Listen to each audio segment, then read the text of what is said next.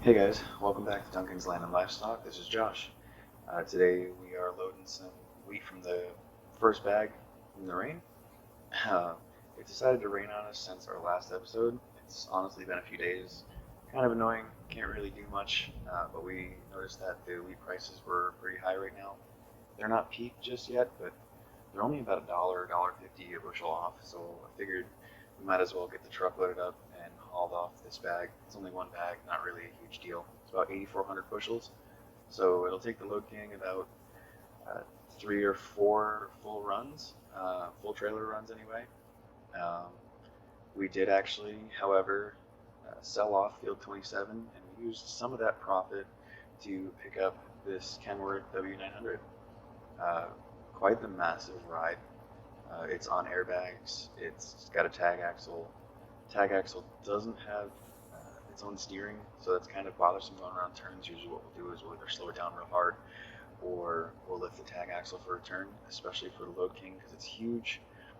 But I really do like it, and I think it goes super well with the Load King itself. We haven't put the logo on the truck yet, but I think we're going to start doing that to all of them.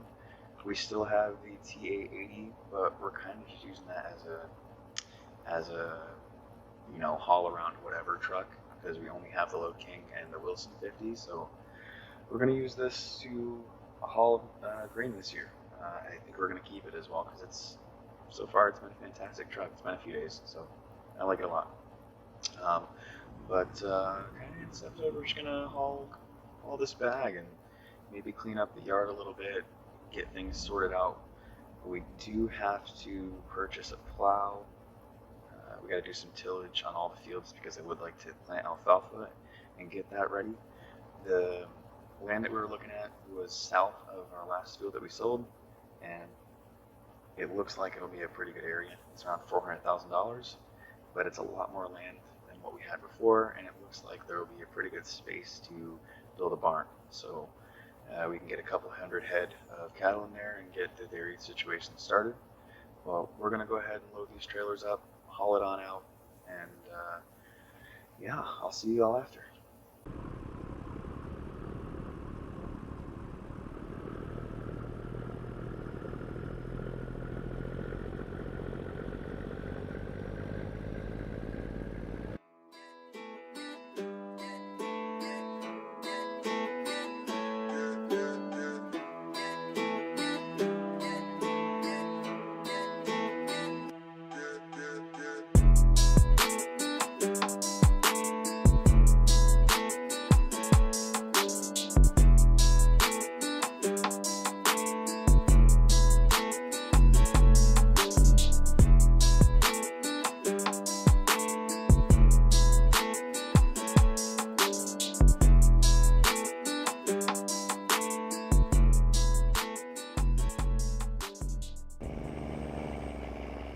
So this is our last run.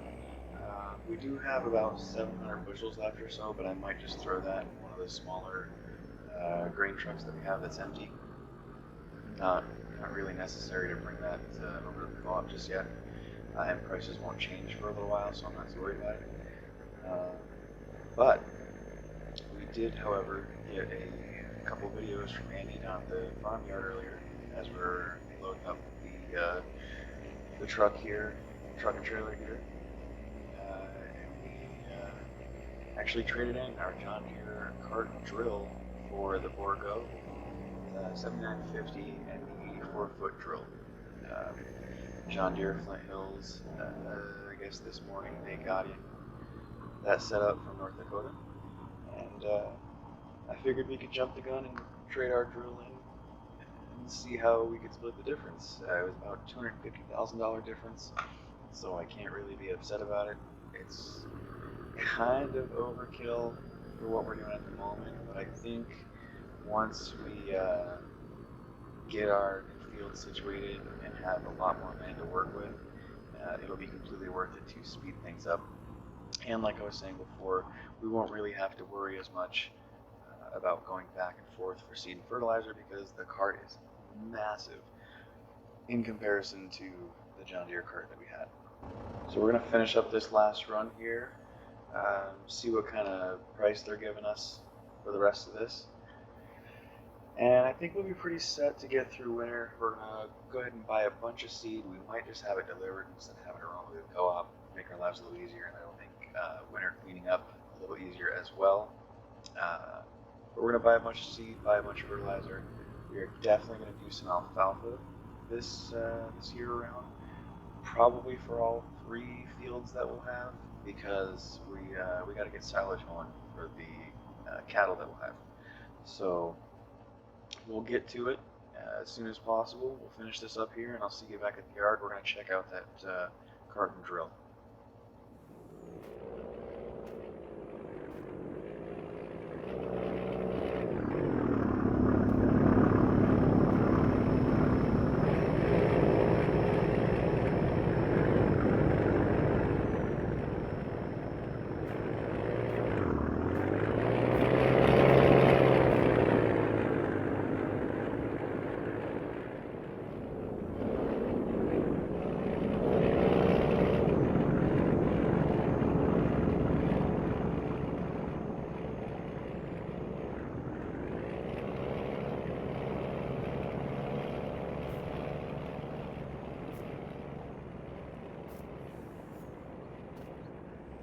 Alright, we're pulling up to the farmyard now. I'm excited to check this thing out. Let's see what we're pulling up to. Oh, would you look at that? We got the sign put up. That is awesome. A little dirty already, but that's alright. So let's get on in here and take a look at this massive thing. Probably might just go ahead and park this right about here. Try and keep everything out of the way. For now, at least. Oh my, that is massive. That really makes the John Deere cart, this cart especially. The drill is only about 12 foot wider or so, but the cart especially looks absolutely massive. Lots and lots of inner workings, lots of connections that we're going to have to figure on out. But I'm pretty excited. I'm really excited to see how it works. We do have this guy in here. Got the Peterbilt in here getting worked on at the moment. I'm not too sure if that's done just yet. We might have to take a look-see and see if that's done, because we do have to get the 1050 out and connect everything to the Bourgault. Actually, maybe we might just be able to get... Yeah, I think we'll be able to get that out of there, back it on out, and just kind of come around the edge with the 1050. Let's see here. Start this on up here. We're going to have to get a whole bunch of lime because the pH values on our fields aren't looking too good right about now. So that's another thing to check off the list. We'll probably take care of that over winter. Knock that out, no problem. Wow. That was, we got out of there by the hair on our neck. Alright. Can we fit through this space here? I don't know why Andy opened that up, but probably just to take a look, see at everything. Let's get this all fit up and get everything connected. We're going to go ahead and bring it around the front and probably just over the side there, probably on the side of the field or something, kind of keep it out of the way because it is massive. How it even makes our 50-foot trailer look tiny. Even the Load King, it makes it look short. So let's just bring this around the back side here. We'll probably pull it over by the field on the side just to get out of the way because it makes everything look small. The fun part is going to be maneuvering this around. We're probably going to have to go on the edge of the side road here and bring this around like this because this is absolutely massive. Bring this way here. Let's see if we cleared the cart. We did. So that's alright. Honestly, at this point, we might have to maybe see if we can trade in our truck or just grab a cheap pickup truck to use as a pilot vehicle, because this is a very extensive setup. Let's pull this truck out of here though, because I'm pretty sure this is all finished up. Let's just throw things in reverse. And we'll probably just bring this around the side and park it on the edge here. We did also paint this truck. We got rid of that olive green color and we went for a more neutral black on pearl white. Um, kind of want to keep all the trucks neutral since we're going to be going ahead and putting the logo on there. Make everything just a little more universal. There's no need for that tag axle to be down. But yeah, we just want to make everything a little bit more universal for, well, as much as we can anyway. Let's check the diesel in this. Perfectly fine. We'll leave that there for now. Let's go ahead and grab the Chevy. Unless, no, we'll grab the Chevy. Go grab the rest of the wheat in the bag. Like I said, it's not a whole lot at all, so it should fit completely in this truck here. Maybe we can go ahead and just toss these in the cart. That way they're ready to go. That might be the plan. Let's get this sorted out, because this, I'm pretty sure the bed of this truck can fit all 700 or so bushels of wheat we have left in the bag. Let's go ahead and open this guy up here. I don't know if it's fertilizer first.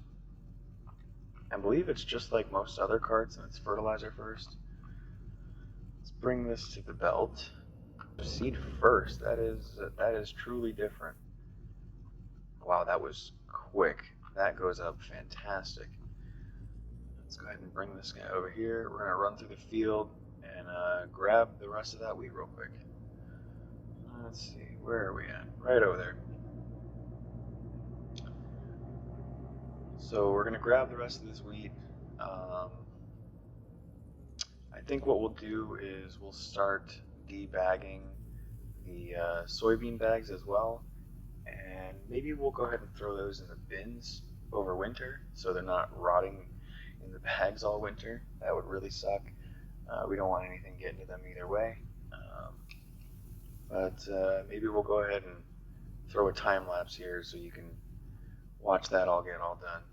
We'll have to set up the auger, set up the belt, get the load king ready to go, make sure everything's clean because we really don't want to mix anything together. But I'm pretty sure we'll only really have to fill one of those bins. Maybe we'll do the Brock. I think the Brock bin already has some in it, but we'll fill the rest of the Brock bin up with soybeans, and we'll catch you back after that.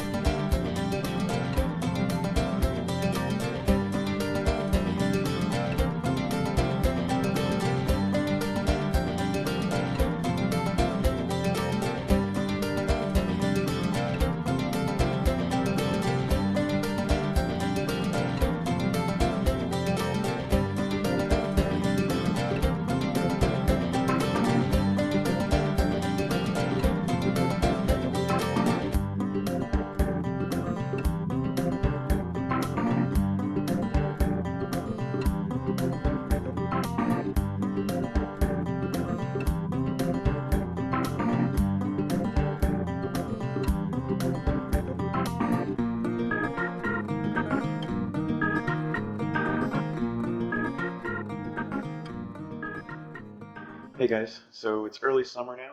It's been a bit since we took our last video. Um, we had a lot of rain throughout winter and honestly in early spring. Didn't really have much to do. The fields are still pretty much where we left them. We had the co-op come down and we got some lime and some anhydrous, so the nitrogen levels and the pH levels are proper. Um, Other than that, we set up this bin here, the Meridian bin, for seeds, just to have a little bit of extra storage. I would like to have it kind of already set up and ready to go. And the last thing that we did was we were looking to see if we wanted to throw weights on the duals for the 1050, and we decided to go with another pair of 750s. So now we are triple stacked in the back. Um, kind of not something I see often on the 1050. I know a few people have them. It is extremely wide, but I feel like for the Fairbanks mud that we have here, it'll work perfectly fine when we're pulling this 84-foot drill. So other than that, not much has been done. We are about 10 grand in debt. We didn't really take any loans out or anything, but I think even after selling these soybeans, we might have to, just to get that land purchase that we wanted and to build the barn, grab a bit of cattle. We have to, I'm debating on whether making a silo to ferment silage or using a ground pit or bales. I'm not really sure what I'd like to do yet. So we'll go ahead and figure that out. But I think for now we're just going to do a quick run through of selling the rest of these beans. We have 315 approximate thousand liters, so we're looking at about 9,000 bushels or so. That's going to be probably around 4, almost 5 trips with the Load King. So let's get it going.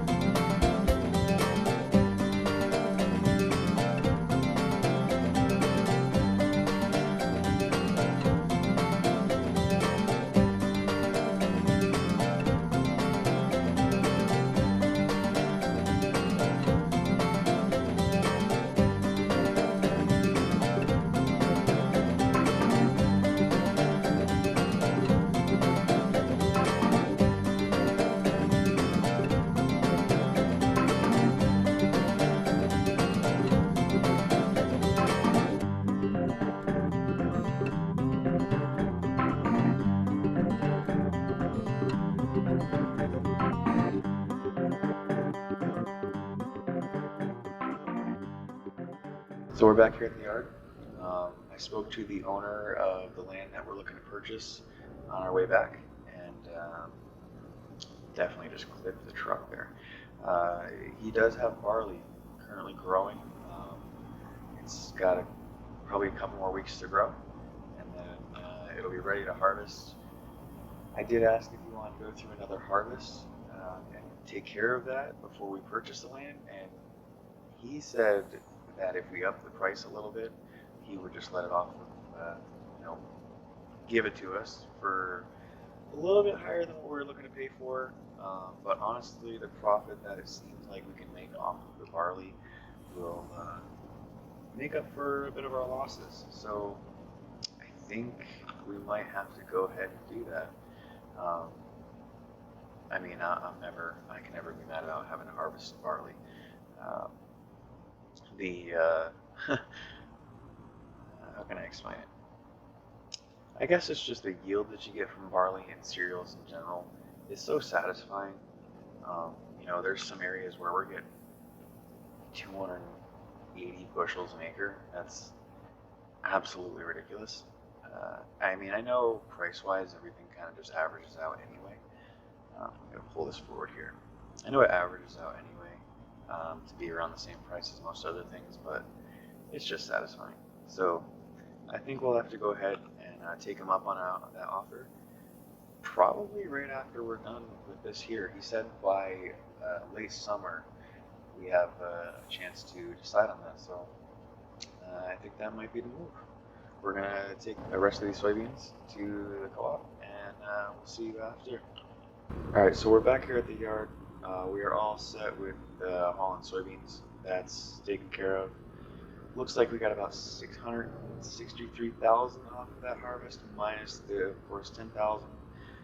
So we would have been up around the 670,000 mark.